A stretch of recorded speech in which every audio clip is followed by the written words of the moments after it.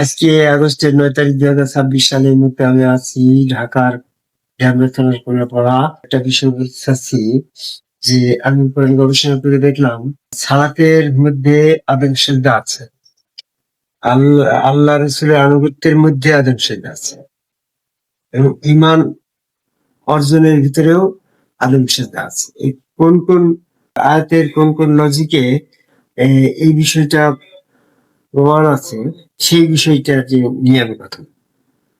যেমন দেখা যাচ্ছে যে যে কাজের বিনিময়ে জান্নাত দেয়া, মানে কোনো মানুষ যখন সেই জান্নাতে প্রবেশ করবে, এটা যখন প্রমাণ হয়, তখন সেই ব্যক্তির ভিতরে ওই ওই কাজগুলো নিশ্চয়ই নিশ্চয়ই ছিল, তাই সে জান্নাতে গেছে। ঠিক না কথা? সেক্ষেত্রে আমি দেখলাম যে যারা রসুলের আনুগত্য করবে তারা আল্লাহর আনুগত্য করবে, সেটা নেশার 80 নম্বর। রসুলের আনুগত্যের মধ্যে মাধ্যমে যারা রসুলের আনুগত্য করলো তারা আল্লাহর আনুগত্য করলো, আল্লাহর আনুগত্য রসুলের আনুগত্য হয়ে গেল। তাহলে আল্লাহর আনুগত্য রসুলের আনুগত্য যার হয়ে যাচ্ছে, সে কিন্তু গভীর সঙ্গে হচ্ছে। দেখো, এক রসুলের আনুগত্যের মাধ্যম দিয়ে কিন্তু দুইটা সাবজেক্ট আসছে। একটা হচ্ছে রসুলের আনুগত্য করলে আল্লাহ আনুগত্য হচ্ছে, আবার রসুলের আনুগত্য করলে আমি নবীও পাচ্ছি। আল্লাহ রসুলের আনুগত্য হয়ে গেলে তখন সে জান্নাতে যাচ্ছে। আল ফাতের 17 নম্বর আয়াত। তো সেক্ষেত্রে জান্নাতে যখন সে চলে যাচ্ছে, জান্নাতে যাওয়ার পূর্বে ইমান পরীক্ষা করার জন্য যখন আল্লাহ পাকের পায়ের সেজদা দিয়ে ইমান পরীক্ষা করা হচ্ছে, আল্লাহ পাকের পায়ের সেজদার মাধ্যমে জান্নাতে যাচ্ছে। যারা আল্লাহ পাকের পায়ের সেজদা করতে পারবে না তারা জান্নাতে যেতে পারবে না। কারা সেজদা করতে পারবে না? যারা দুনিয়াতে আদম সেজদা করে নাই। সূরা কালামের 42-43 নম্বর। তাহলে জান্নাতে যাওয়ার যে ইমানের পরীক্ষা, সেখানে আদম সেজদা আছে। আল্লাহর আনুগত্য রসুলের আনুগত্য বলতে আমরা যেটা বুঝি, সেই তার ভিতরে যদি আদম সেজদা না থাকে তাহলে সে জান্নাতে যেতে পারছে না। যেভাবে আল্লাহ রসুলের আনুগত্যের মধ্যে আদম সেজদা আছে, সেই আনুগত্য বাদে জান্নাতে যেতে পারছে না। তাহলে যারা আল্লাহ আনুগত্য করলো, রসুল আনুগত্য করলো, ফাদা কালাম জান্নাতে গেল, আর এই জান্নাতে যাওয়াই এটা প্রমাণ করে যে জান্নাতে যেতে হলে আদম সেজদার টিকিটটা পকেটে নিয়ে যেতে হয়েছে। তাহলে আল্লাহ রসুলের আনুগত্যের ভিতরে নিশ্চয়ই তার আদম সেজদা ছিল, যার জন্য সে জান্নাতে গেল। কি বিষয়টা? যদি তার আদম সেজদা না থাকতো তাহলে সে জান্নাতে যেতে পারতো না। তাহলে তার প্রমাণ হতো যে তার আল্লাহ রসুল আনুগত্য নাই। যেহেতু আদম সেজদার টিকিট নিয়ে সে জান্নাতে চলে গেছে এবং সে জান্নাতে চলে গেছে, তার ভিতরে আল্লাহ রসুল আনুগত্য ছিল। মানে আল্লাহ রসুল আনুগত্যের ভিতরে নিশ্চয় আদম সেজদা ছিল, বিদায় জান্নাতে গেল। আবার সূরা ইব্রাহিমের 21 নম্বর আয়াতে বলছে, যারা ঈমান আনবে এবং সালে কর্ম করবে তাদের জন্য জান্নাত। তো তাহলে যে ব্যক্তি আল্লাহর আনুগত্য রসুল আনুগত্য করে আদম সেজদা করে জান্নাতে গেল, তাহলে তার ভিতরে অবশ্যই ঈমান এবং সালে কর্ম ছিল। তাই ঈমান এবং সালে কর্মের ভিতরে যদি আদম সেজদা না থাকতো, তো আদম সেজদার ছাঁকনিতে যে আটকা পড়ে যেত। তাহলে যে ঈমান অর্জনের ভিতরে আদম সেজদা নাই, সেই ঈমান কবুলতি ঈমান না। সেই ঈমানের মাধ্যমে কেউ জান্নাতে যেতে পারবে না। যে ঈমান এবং সালে কর্মের ভিতরে আদম সেজদা আছে, সেই আদম সেজদার টিকিট পার হয়ে জান্নাতে চলে যাচ্ছে। তাহলে ঈমান এবং সালে কর্মের ভিতরে আদম সেজদা আছে, আল্লাহ রসুলের আনুগত্যের ভিতরে আদম সেজদা আছে, এটা প্রমাণ পেলাম। এখন এই রসুলের আনুগত্যের ভিতরে সালাত আছে, এটা কিভাবে পেলেন?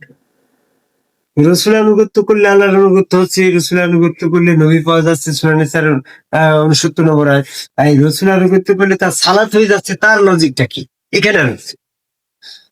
আল্লাহ রসুল আনুগত্য করলে, আদম সেজদার মাধ্যমে আল্লাহ রসুল আনুগত্য করলে যখন জান্নাত হয়ে যাচ্ছে, তাহলে সূরা মাইদের 34-35 নম্বর আয়াতে বলছে, যারা সালাত হেফাজত করলো তারা জান্নাতে যাবে। সালাত হেফাজতের ভিতরে যদি তার আদম সেজদা না থাকে, তাহলে আদম সেজদার টিকিটের পরীক্ষায় যেতে সে ফেল করতো। যেহেতু সে আদম সেজদার টিকিটের পার করেই জান্নাতে গেল, তাহলে নিশ্চয়ই যে সালাতের ভিতরে আদম সেজদা আছে, সেই সালাতের মাধ্যম দিয়ে সে জান্নাতে গেছে। তাহলে আদম কাবে আল্লাহকে সেজদার মাধ্যমে, রসুলের আনুগত্যের মাধ্যমে যে ব্যক্তি জান্নাতে গেল, তার এই জান্নাতে যাওয়ার প্রমাণ করে নিশ্চয় তার সালাত ছিল। নাহলে সূরা মারিজের 34-35 নম্বর আয়াতে বলছে সালাত রক্ষাকারীদের জন্য জান্নাত। তাহলে এক আদম কাবে সেজদার মাধ্যমে রসুলের আনুগত্য করে সে আল্লাহর আনুগত্য পূর্ণ হইল। এই আল্লাহ রসুলের আনুগত্য করলে সে জান্নাতে গেল। আর জান্নাতে যাওয়াই প্রমাণ হইল যে যে কাজের ভিতরে আল্লাহ, যে যে কাজের বিনিময়ে আল্লাহ জান্নাত ইতিপূর্বে ঘোষণা করেছে, নিশ্চয় ওই আদম কামের সেজদাকারী ওই লোকটার ভিতরে সেই সে কর্ম ছিল বিদায় তো সে জান্নাতে গেল। সূরা মারিজের 34-35 নম্বর আয়াতে বলা আছে সালাত হেফাজতকারীদের জন্য জান্নাত। তাহলে নিশ্চয় সালাতের ভিতরে আদম সেজদা ছিল। এবার আর একটা বিষয় বলতে চাচ্ছি, সূরা আল মুমিনুনের 9 থেকে 11 এই আয়াতের ভিতরেও কিন্তু বলা আছে সালাত হেফাজতকারীদের জন্য জান্নাত। তাহলে এক আদম কামাই সিজদা করে সে আল্লাহর আনুগত্য করলো, আর আল্লাহর আনুগত্য রসুলের আনুগত্য হলে সে নবী পেল, আর আল্লাহর আনুগত্য রসুলের আনুগত্য হলে সে জান্নাতে চলে গেল। আর জান্নাতে যাওয়াই তার প্রমাণ করে যে তার ভিতরে সালাত ছিল, তাহলে জান্নাতে যাবে কিভাবে? সালাত ছাড়া তো আর কেউ জান্নাতে যেতে পারছে না। সালাতের ভিতরে আদম সেজদা আছে, কারণ আদম সেজদার টিকিট ছাড়া তো তার জান্নাতে যাওয়ার উপায় নেই। আর আল্লাহ রসুল আনুগত্যের ভিতরে আদম সেজদা আছে, কারণ আল্লাহ রসুল আনুগত্য ছাড়া তো জান্নাতে যেতে পারছে না। এবার নবীর সঙ্গী হওয়ার ভিতরেও আদম সেজদা আছে, কারণ নবীর সঙ্গী না তো সে জান্নাতে যেতে পারছে না। এক সমগ্র রসুলের কাছে বায়াত গ্রহণ করে সেখানে সেজদা দেওয়ার মধ্য দিয়ে রসুলের আনুগত্য পূর্ণ হলে সে আল্লাহর আনুগত্য পূর্ণ হচ্ছে, নবীর সঙ্গী হচ্ছে, জান্নাত পাচ্ছে। তার জান্নাতে যাওয়ার প্রমাণ করে আদম সেজদার ভিতরে সালাত আছে, আর রসুল আনুগত্যের মাধ্যমে সালাত আছে, এবং আদম সেজদায় এই ঈমান এবং সৎকর্ম আছে। অনেকেই বলে যে আল্লাহ আনুগত্য আর রসুলের আনুগত্যের ভিতরে সেজদা নেই। আমি তার লজিকটা এইভাবে দিই যে দিনের ক্ষেত্রে সকল আনুগত্য পাবে আল্লাহ, আর আল্লাহর আনুগত্যের একমাত্র প্রক্রিয়া হচ্ছে সেজদা। সেজদাটা যখন আল্লাহর আনুগত্যের প্রক্রিয়া হবে, তাহলে যে কায়দায় যে আনুগত্য করলে আল্লাহর হয় সেই কায়দার আনুগত্যের ভিতরে অবশ্যই সেজদা থাকা লাগবে। তাহলে রসুলের আনুগত্য করলে যদি আল্লাহর হয়, যেহেতু আল্লাহর আনুগত্যের মধ্যে সেজদা বাদে আল্লাহর আনুগত্য করার কোনো উপায় নাই, তাহলে নিশ্চয়ই রসুলের আনুগত্যের ভিতরে সেজদা ছিল বিদায় ওই আনুগত্য আল্লাহ হয়েছে। তাহলে রসুল আনুগত্যের ভিতরে আদম কাবে আল্লাহকে সেজদার মাধ্যমে রসুলের আনুগত্যটাই ভিতরেই জান্নাত। এটি হচ্ছে সত্য সঠিক পথ।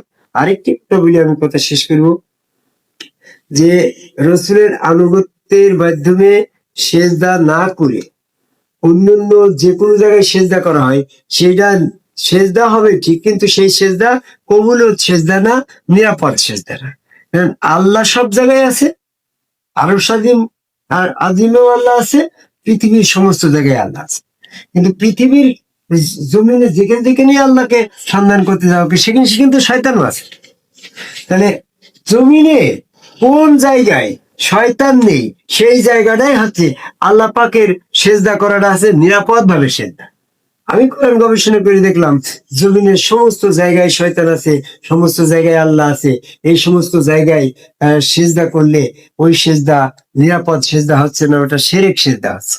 একমাত্র রসুল, যেখানে আদম কাবে সেজদাকারী সমগ্র রসুলের পায়ে সেজদা করলে সেখানে শয়তান নেই, ওইটাই হচ্ছে আল্লাহ পাকের সেজদা। ওই সেজদা বাদে পৃথিবীর অন্য কোনো জায়গায় আল্লাহকে সেজদা করলে ওই সেজদার সাথে শয়তান থাকে বিদায় ওই সেজদা শিরক গণ্য হয়। জয় গুরু।